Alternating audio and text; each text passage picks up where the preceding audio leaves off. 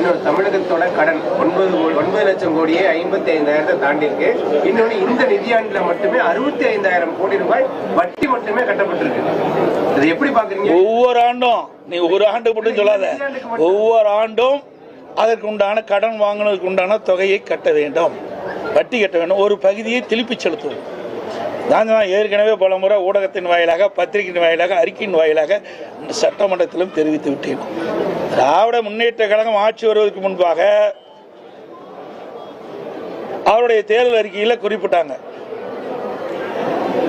தமிழகத்தில் இருக்கின்ற பொருளாதார சூழ்நிலை கருதி அதற்கென்று ஒரு குழு அமைப்பதாக சொன்னாங்க, நிதி மேலாண்மை அமைப்பை ஏற்படுத்த சொன்னாங்க, அமைச்சாங்க, நிபுணர் குழு எல்லாம் போட்டாங்க.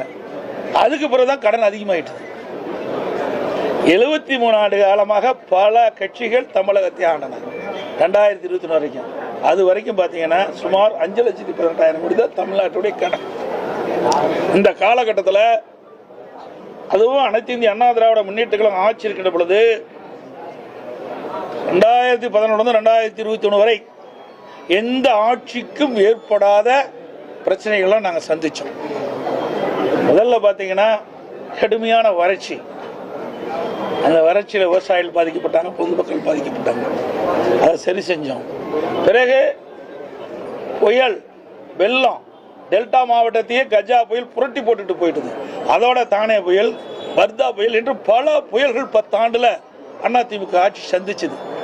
அதையெல்லாம் சரி செய்தோம் அதிமுக ஆட்சியில். அதோட கொரோனா காலம் உங்களுக்கு எல்லாத்துக்கும் தெரியும், பத்திரிகையிலிருந்து ஊடகம் வரைக்கும் பொதுமக்களை யாருமே வெளியில் நடமாட முடியாத அளவிற்கு வைரஸ் பரவல். அப்படிப்பட்ட கொரோனா காலத்தில் ஒரு ஆண்டு அரசுக்கு வர வேண்டிய வரி வருவாயெல்லாம் எதுவுமே இல்லை.